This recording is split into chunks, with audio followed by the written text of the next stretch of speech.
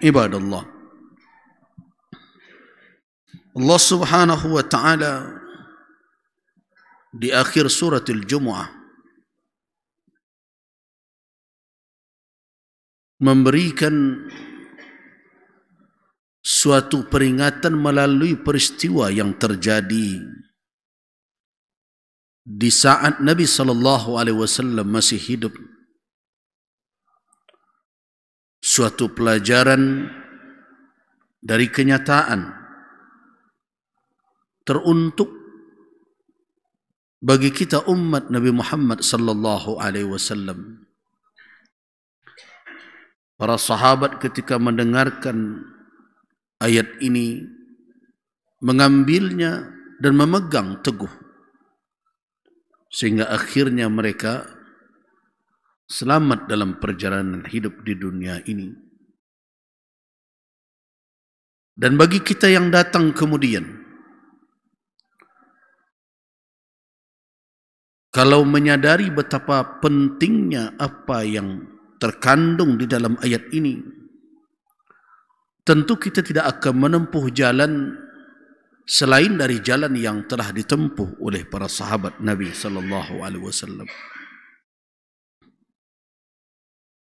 Ayat tersebut ada pada ayat terakhir dari surah Al-Jumu'ah. Wa idza ra'au tijaratan aw lahwan infaddu ilaiha wa tarakuka qa'ima qul ma 'indallahi khairun minal lahwi wa minat tijarah wallahu khairur raziqin. Sadaqallahul azim. Dan apabila mereka melihat tijaratan, suatu bisnis, suatu perdagangan, au lahwan, atau mereka melihat suatu permainan, tarakuka qa'ima, infaddu ilaiha wa tarakuka qa'ima. Mereka bubar dari sekelilingmu ketika mereka mendengarkan tausiah, nasihat, ceramah. Mereka bubar dan menuju ke arah itu, ke arah bisnis, perdagangan, dan juga ke arah permainan. Dan bahkan wa tarakuka qa'ima, mereka tinggalkan engkau berdiri. Qul, katakan wahai Muhammad, ma indallahi khairun, apa yang ada di sisi Allah lebih baik, minal lahwi wa minat tijarah, dibandingkan dengan permainan dan dibandingkan dengan bisnis perdagangan itu.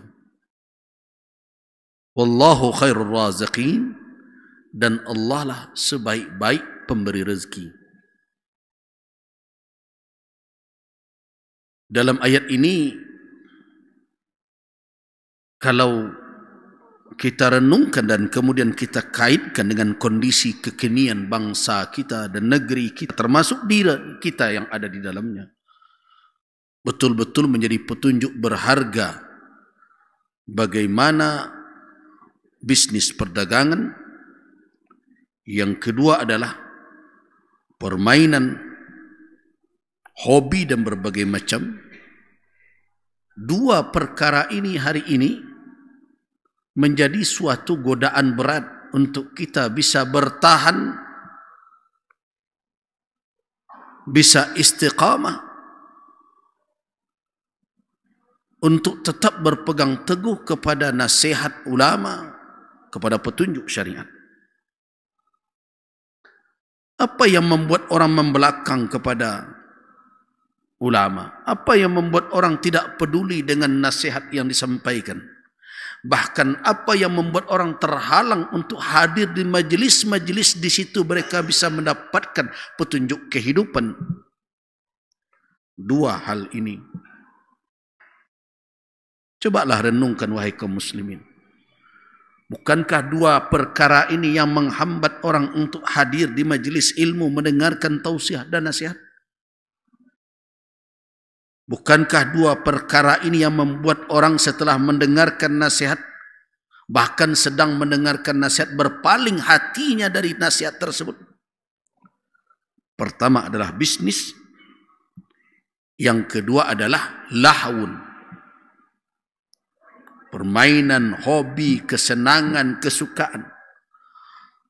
Saya tidak mengatakan setiap permainan itu haram. Karena itu jangan setiap kata lahwun di dalam Al-Quran terus konotasinya semuanya haram, bukan. Bahkan Allah Subhanahu wa taala mengatakan dalam ayat ini, qul, katakan Muhammad, ma indallahi khairun, apa yang ada di sisi Allah lebih baik, minal lahwi, dibandingkan dengan permainan, wat tijarah. Itu pertanda bahwa tidak seluruh lahwun, seluruh permainan itu haram. Jadi itu yang perlu diingat, karena sekarang banyak perdebatan-perdebatan tentang kata lahun di dalam Al-Quranul Karim, sehingga antar para da'i sekarang mulai tuding-menuding hanya karena perdebatan yang sebenarnya tidak dimulai di zaman sekarang. Setiap orang yang mengaji fikih dan berbagai macam terkait dengan lahwal hadis, yang mengaji tafsir dan sebagainya, akan bertemu kajian para ulama tentang makna itu semua. Dan sangat disayangkan kalau hari ini hanya gara-gara media sosial, para da'i saling tuding melalui medsos masing-masing dan tidak mau menyelesaikannya di kalangan mereka. Umat akhirnya menjadi korban dari perdebatan itu, dan orang yang mengaji saja sudah merasa menjadi ahli dalam perkara ini. Sedangkan di sisi lain, kita sudah kehilangan banyak apa yang penting dari umat ini. Kita diajak atau digiring berdebat perkara-perkara seperti itu, sedangkan di sisi lain dapur awak lah digeser orang, rumah gadang awak lah dilarian orang. Potensi kekayaan alam kita berbagai macam karena kita ribut perkara-perkara yang demikian. Bukan saya mengatakan masalah khilafiyah tidak boleh dibahas, bahaslah, tapi lihat tempatnya dan siapa orangnya. Kalau kita sorakkan di depan orang ramai, walaupun dikumpulkan orang dalam perdebatan terbuka, kira-kira apa ukuran bagi orang yang mendengar ini untuk mengatakan si fulan lebih kuat pendapat dibandingkan si fulan? Tidak ada. Karena mereka bukanlah ahli fikih, bukan pula orang membaca kitab fikih, bukan pula orang yang memahami bagaimana mengistimbatkan hukum dalam fikih. Mereka hanya mendengarkan selama ini, kemudian diserahkan kepada mereka. Sama saja dengan orang menonton bola akhirnya. Lihat orang menonton bola, kalau sudah fanatik dengan kelompoknya, dengan klubnya masing-masing, kalah pun dia katakan hebat, main kita cantik, eksekusinya yang kurang. Apakah akan kita buat seperti itu? Ini medan dakwah.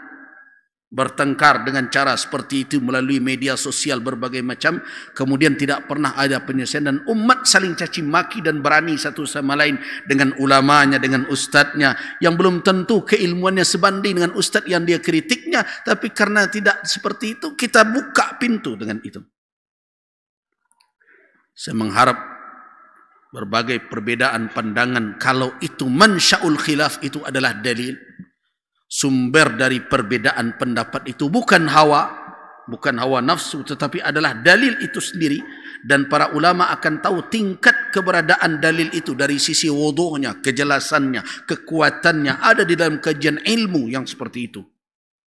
Dan sulit untuk menjelaskannya kepada orang yang tidak menjadi didan, tidak menjadi pakaiannya hal yang demikian. Toh orang yang belajar berpuluh tahun itu belum tentu faham bagaimana mengklasifikasikan kategori dalil ini pada tingkat wuduh dalalah, jelas petunjuknya, ini pada tingkat kekaburan dalalah, petunjuknya belum terlalu jelas, bagaimana mendatangkan bayan penjelasan agar dia menjadi jelas.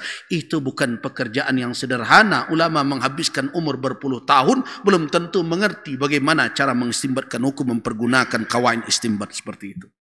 Terus kita bawa ke medan media sosial seperti itu, jadilah caci maki, seret dengan kalimat-kalimat yang tidak pantas. Akhirnya nanti ujung-ujungnya Yang dicari popularitas. Kemudian yang kedua apa? Menjatuhkan orang yang tidak sekelompok dengan kita. Dan apa yang didapat dari semua itu? Umat Islam akan semakin rendah dalam pandangan orang. Dan kita sibuk dengan perkara-perkara seperti itu. Masalah-masalah yang mendasar tentang keberlangsungan umat ini sedang digarap oleh orang tanpa kita sadari. Wahai kaum muslimin, sadarilah ini. Kembali kita kepada lahwu.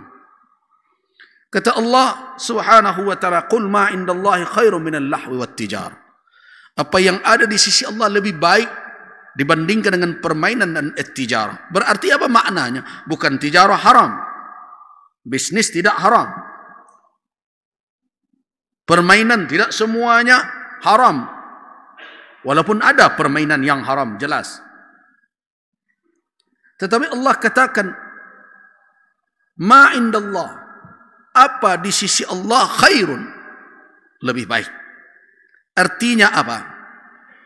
Dua perkara ini yang merupakan bahagian dari zahratid dunia, dari bunga dunia ini, bukanlah perkara yang haram secara mutlak atau perkara yang begitu saja diharamkan.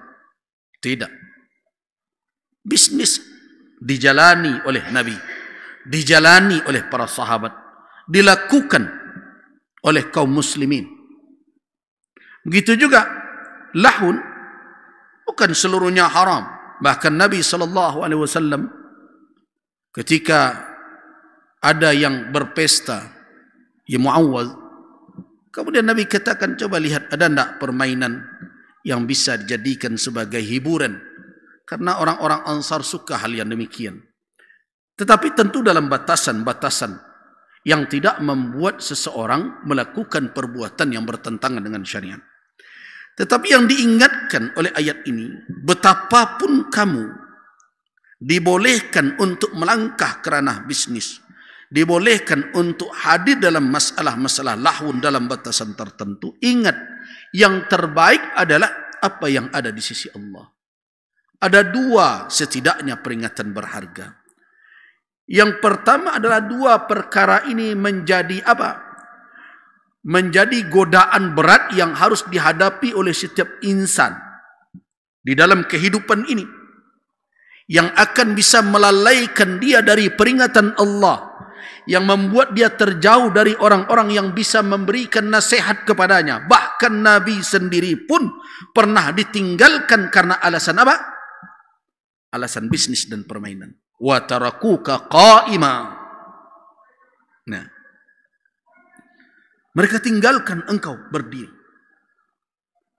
Bahkan hanya belasan orang saja yang tinggal dari sekian banyak yang mendengar. Karena apa? Karena adanya peluang bisnis yang datang, kafilah yang tiba, barang-barang dagangan baru sampai di pasar Madinah. Dan kita tahu pasar tidak terlalu jauh dari masjid Nabi. Di saat orang sedang berceramah, Nabi sedang memberikan nasihat, tiba itu bisnis. Mereka berlari, tinggal hanya belasan orang saja. Ayat ini turun mengiringi peristiwa tersebut. Para ulama tafsir mengatakan itu adalah sababun nuzul dari ayat ini. Nah, inilah catatan penting. Betapapun bisnis itu dihalalkan, peluangnya dibuka oleh syarak. Melalui itu kita mendapatkan potensi ekonomi. Tapi ingat, kita tidak boleh menempatkan dia lebih tinggi, lebih hebat, lebih besar dibandingkan dengan nilai-nilai dan janji-janji yang dijanjikan oleh Allah untuk kita dapat di sisi ini. Bukankah ini penyakit yang paling berat? Saya teringat dengan hadis yang diriwayatkan oleh Abu Sa'id Al-Khudri di dalam kitab Al-Imam Al-Bukhari dan Al-Imam Muslim, hadis muttafaq alaih. Apa kata Nabi SAW? Inna akthara ma akhafu alaikum, sesungguhnya yang paling banyak saya takuti, yang paling besar aku takuti atas kamu sekalian yang akan menimpa kamu, kata Nabi, adalah ma yukhrijullahu lakum, apa yang dikeluarkan oleh Allah untuk kamu sekalian min barakatil ard, dari keberkahan bumi ini. Jadi hati-hati. Negeri ini tidak dirusak oleh orang yang beribadah, tapi dirusak oleh orang apa? Orang yang berebut kekayaan, kandungan harta kekayaan negeri ini. Negeri ini tidak dirusak oleh ulama, walaupun setiap saat ulama menjadi sasaran tembak radikal. Tapi dirusak oleh apa? Oleh mereka yang tidak pernah puas dan perut mereka tidak pernah penuh, yang tidak pernah kenyang. Jadi tidak mengherankan kalau Nabi mengatakan aktsar ma akhafu alaikum. Yang paling banyak membuat saya khawatir atas kamu sekalian adalah ma yukhrijullah, apa yang dikeluarkan oleh Allah. Bisnis. Lihat sekarang bagaimana gurita tambang berbagai macam. Bagaimana satu orang bisa menguasai sumber ekonomi kekayaan begitu hebat. Ada orang yang punya sekian ribu hektar, puluhan ribu hektar. Tapi kemudian yang tertuju merusak adalah orang yang memiliki 1000 meter, 2000 meter. Nah, inilah yang dikhawatirkan oleh Rasul sallallahu alaihi wasallam. Ketika ada yang bertanya, qila, kata Abu Sa'id Al-Khudri, ada yang bertanya, yang berkata, wa ma barakatul ard? Apa keberkahan bumi itu, ya Rasulullah? Qala, jawaban Nabi, zahratud dunia.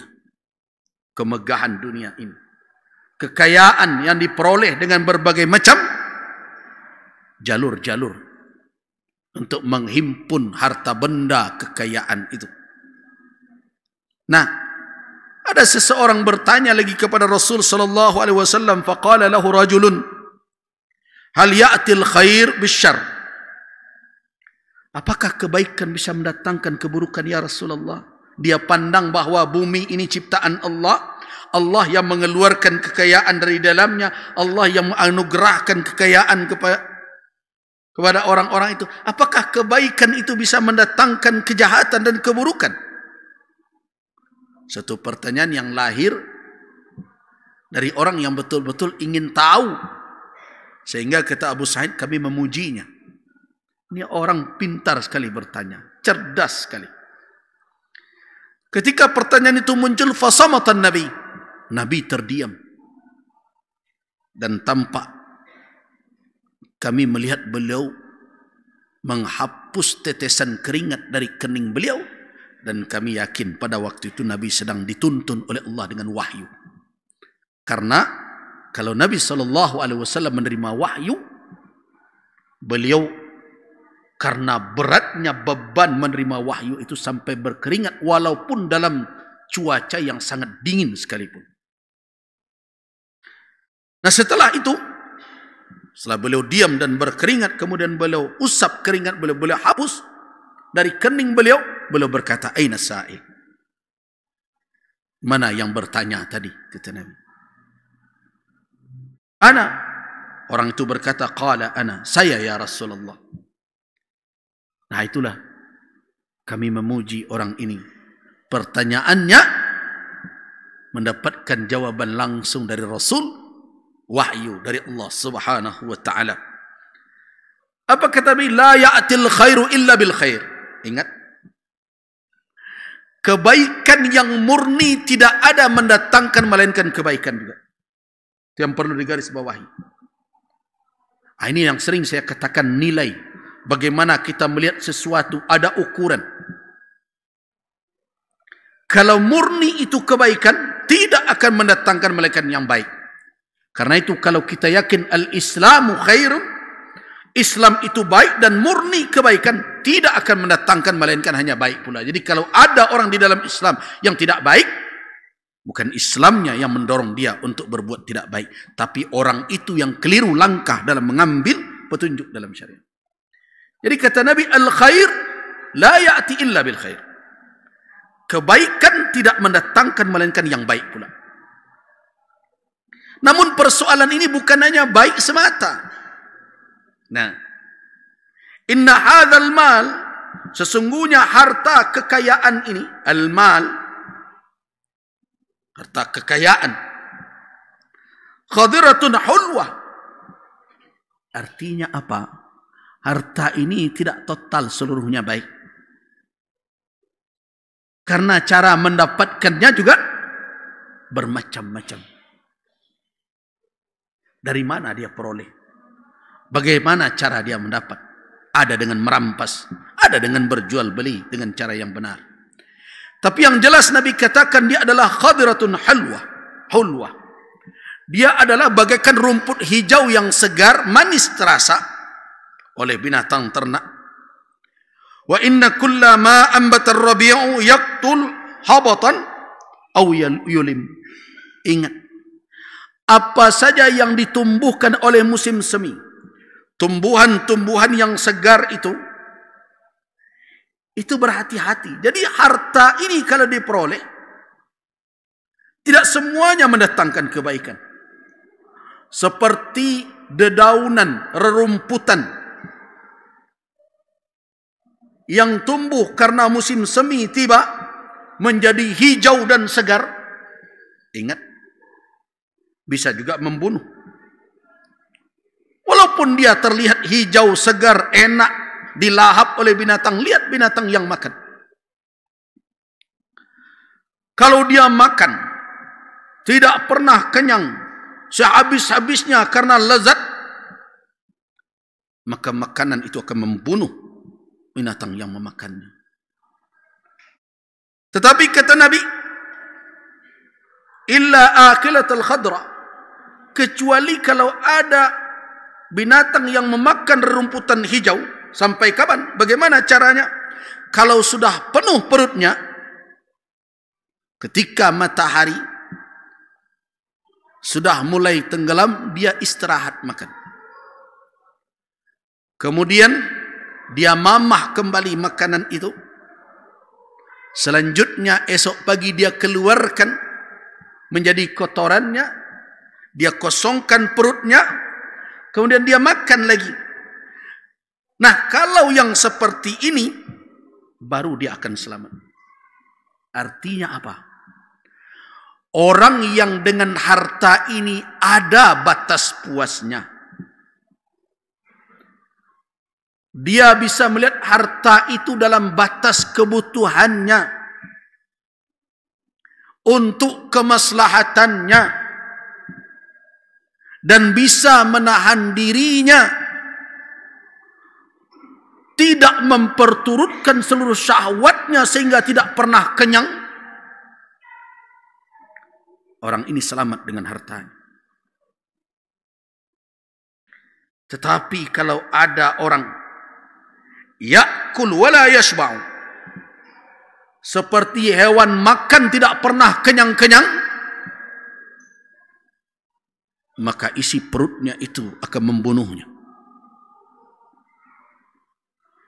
Syahwatnya itu akan menghabisinya. Dan bukan hanya dia saja, kalau kita lihat kondisi saat ini, dia akan membunuh orang di sekitarnya. Dia ingin berkuasa sendiri. Dia ingin berpunya sendiri. Kalau negara ini, kalau dapat dia yang punya dan anak cucu keturunannya. Jadi wahai kaum muslimin, peringatan seperti inilah yang menjadi pelajaran berharga bagi para sahabat. Sehingga kalau kita ambil kisah lain, Hakim bin Hizam pernah meminta kepada Nabi, diberi. Kemudian diperingatkan oleh Nabi, yang ujung hadis itu, bapak-bapak semua tahu, pernah mendengar hadis itu. Al-yadul ulya, tangan yang di atas khairun, lebih baik dari tangan di bawah. Dia bersumpah setelah itu tidak akan meminta lagi. Itu yang dia praktekkan sampai akhir hayatnya. Selamat dia.